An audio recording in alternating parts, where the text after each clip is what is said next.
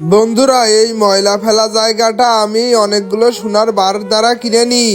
তারপরে ময়লাগুলো সব পরিষ্কার করে ফেলে দিয়ে অনেকগুলো ইট এবং কাঠের মাধ্যমে একটা সুন্দর বেড বানাই, কিন্তু আমি ওই জায়গায় শুতে পারছিলাম না। এই জন্য আমি একটা ইঞ্জিনিয়ারকে ডাক দিই ডেকোরেশন করার জন্য।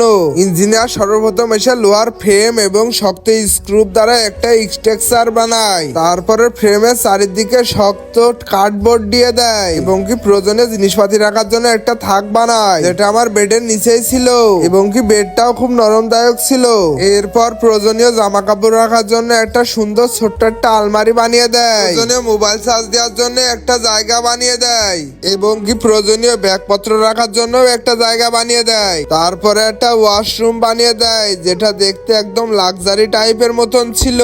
তারপর একটা ইলেকট্রিক চুলা বসিয়ে দেয় এবং কি প্রয়োজনীয় মশলাপাতি রাখার জন্য একটা সুন্দর থাক বানিয়ে দেয়। এরপর বেডের সাইডে সুন্দর ডেকোরেশন করে দেয় কার্ডবোর্ড দ্বারা। তারপরে আমার কম্পিউটার চালানোর জন্য একটা জায়গা বানিয়ে দেয়, যেখানে আমি খাবারও খেতে পারবো এবং কি অবসর সময় কাটানোর জন্য একটা প্রজেক্টর বসিয়ে দেয় ইঞ্জিনিয়ার। বন্ধুরা, এরা মজার ভিডিও পেতে হলে চ্যানেলটি সাবস্ক্রাইব করুন।